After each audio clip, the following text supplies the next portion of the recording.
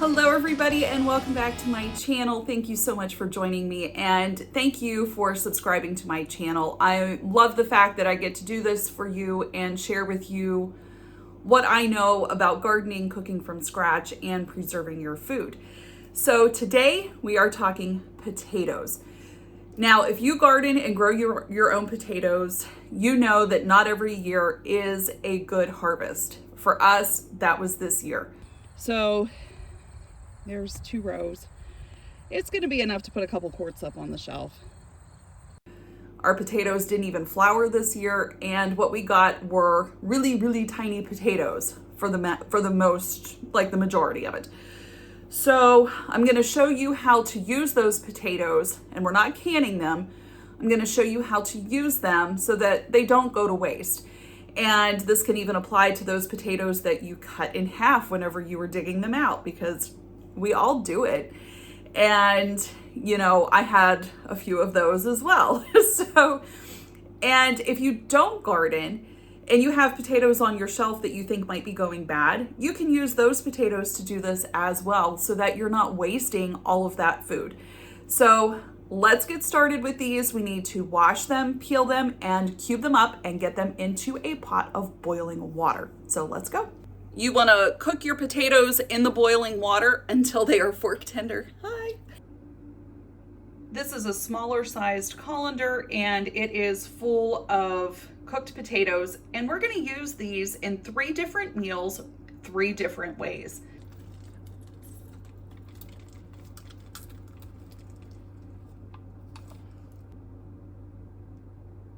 Sprinkle some salt in this as well. But there is a big bowl of mashed potatoes, guys. We're gonna get at least 3 meals out of this, possibly even 4. And like I said, it's a great way to not waste food.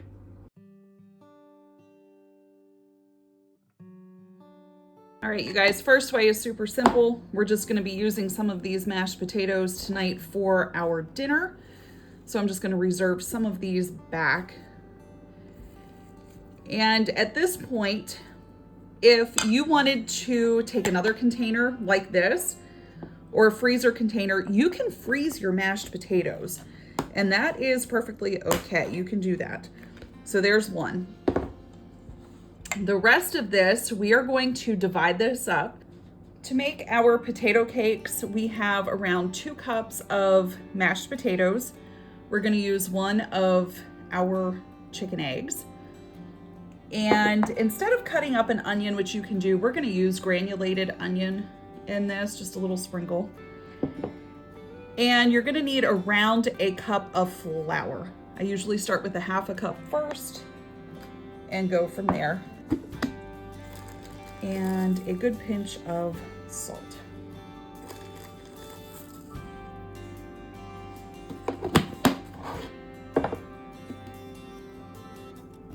Egg broken. Now the egg is going to help bind all of this together and get this mixed up. And once you initially get this done, it's easier to do it with your hands. You'll be able to tell that you have enough flour in here whenever it doesn't stick, whenever the dough doesn't stick to your hands like that. So this will need just a little bit more flour. I don't think we're gonna need quite a whole cup, but we'll see. We're gonna make these ahead of time, and we're gonna have these tomorrow night with our dinner tomorrow. But if you're not gonna use these right away, these can be frozen as well. And then all you have to do is just reheat them. So after you're done doing this, get a skillet, heat it up. If you have cast iron, that does work the best, but I'm not running to the basement to get mine. So get your skillet heated up and put a little bit of olive oil and butter in the bottom of it and get that melted and hot. You want to cook these until they are golden brown on both sides. And then you can store them in the fridge, eat them right away, or you can even freeze them. It is totally up to you. Okay, gang, as our potato cakes cool down, we're gonna switch gears a little bit and make some homemade gnocchi. Super simple. The only thing that you are gonna need are your mashed potatoes, flour, salt, and some ricotta cheese. That's it. And we're not gonna eat these this week, so I'm gonna show you how to freeze them for later. And the only difference is when you go to make them from frozen, they just may take another minute or two to float up to the surface to let you know that they're finished cooking. So let's make some gnocchi. To make gnocchi, I took probably a cup and a half of potatoes, mashed potatoes, and hollowed out the center. To that, I'm gonna add 2 big tablespoons of ricotta cheese right to the center.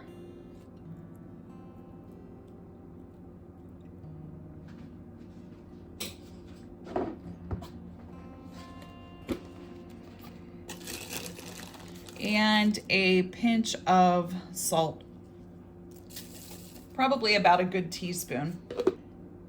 Okay, so we want to dust this with some flour.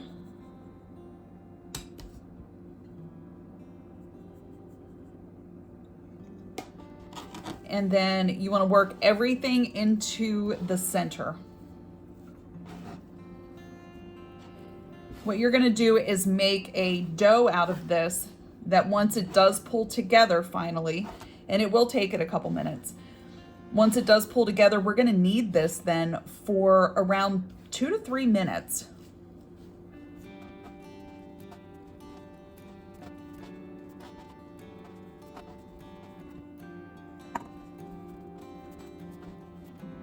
Still sticking to my hands pretty badly and still clumpy. So you just have to keep working at it. And it's gonna, like I said, it's gonna take some time to get this to pull together because you don't want this.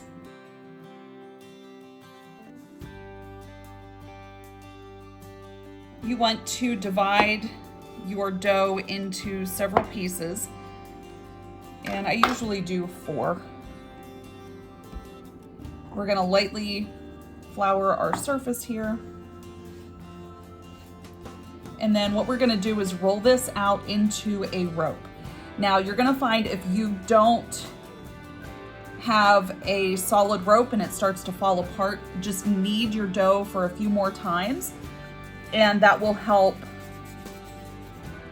everything stay together better. To my baking sheet here, I have added parchment paper and put some flour on the bottom of it. Then I'm just gonna put my gnocchi in here. I don't want to like overlap them. Once they're frozen, we'll put them in a baggie and it'll just take them an extra minute or 2 to come to the surface whenever we boil them in water. Okay, the last thing on our list to make using mashed potatoes is my ultimate favorite. We're gonna make potato candy. And if you have never made this before, don't let the quantity of confectioner's sugar scare you off because they are so ridiculously sweet that probably one piece of it is gonna be enough. So let me show you how to make some potato candy. To start out with, measure a 1/2 cup of your mashed potatoes.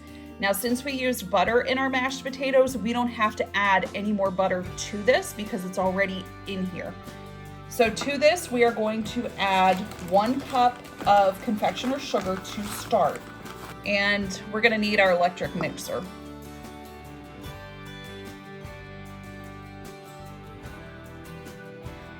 Keep adding confectioner's sugar until you get it to a point that you can roll it out like a dough. It's going to take you probably 6 to 7 cups total in confectioner's sugar. And I see a piece of skin. I'm gonna get that out.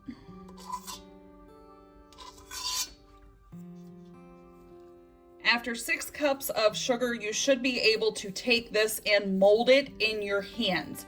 If you are unable to do that, at this point, take all of it out, put it in a bowl, and stick it in the fridge and let it chill for about an hour, I would say. Since ours is moldable at this time, what we're gonna do is add in 2 teaspoons of vanilla extract. Now, I'm not using my homemade vanilla, I'm just using store-bought. And then we're just gonna work this into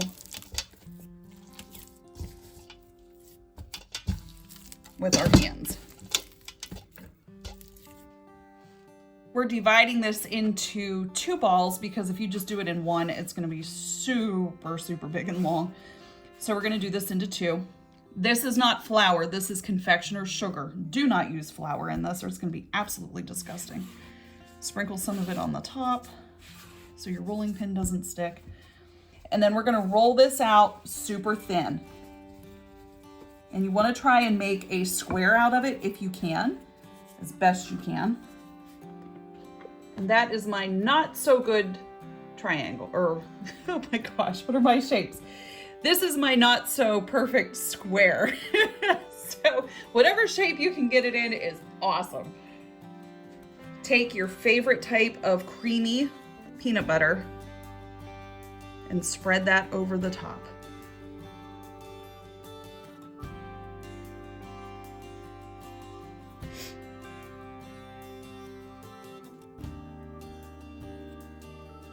And leave some room around the edges, kind of like you would if you were making a pizza.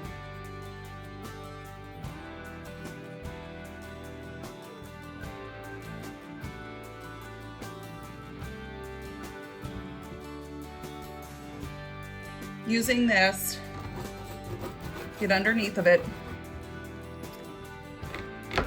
make it loose, and then start rolling it really, really tight.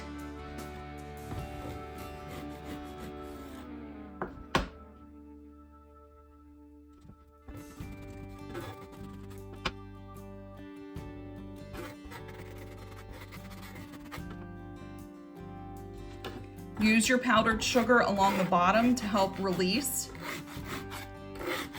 the dough.